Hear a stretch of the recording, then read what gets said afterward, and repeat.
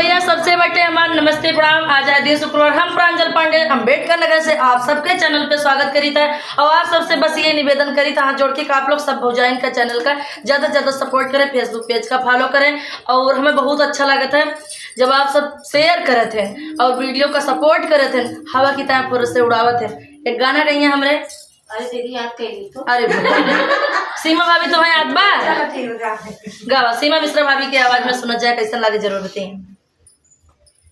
सुनाओ। कच्ची भौरिया के तरस उलापिया दिल लाई के गिलासिया में आया पिया। दिल लाई के गिलासिया में आया पिया। कच्ची भौरिया के तरस उलापिया दिल लाई के गिलासिया में आया पिया। दिल लाई के गिलासिया में आया पिया। सोने की थाली में खाना बनाए। सोने की थाली में जेवना परोसे। थाली बना दिल लाई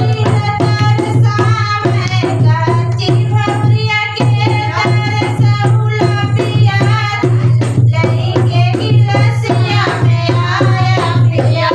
दिल लाई के गिलासिया में आया पिया। दिल लाई के गिलासिया में आया पिया। दिल लाई के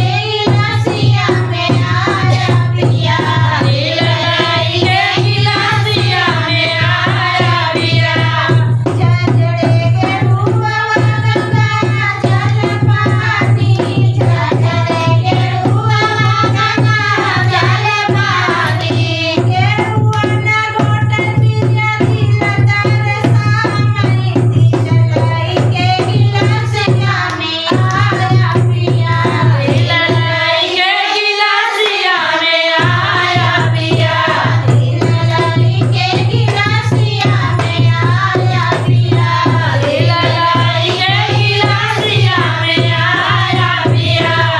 नवगा इलायची के बीरा जोड़ाए।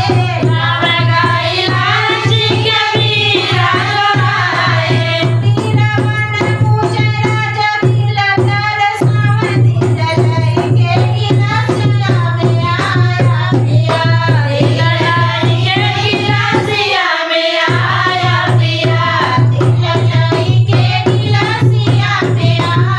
पिया। दिल लाई के गिलासिया में आया पिया। फूल हजारी के सेजिया लगायो। फूल सेजिया न सोनर पावे जिया। दिल लाई के गिलासिया में आया पिया। दिल लाई के गिलासिया में आया पिया।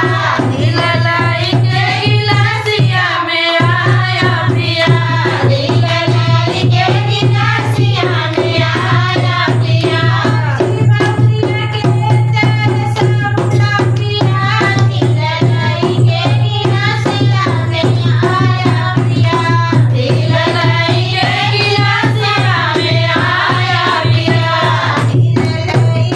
गिलासिया में आया पिया।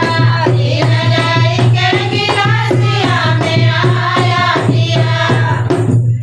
तो बड़ा सुंदर लाग, बहुत अच्छा गीत बा। कमेंट में शेयर करिए, कमेंट में बताइए कैसन लाग।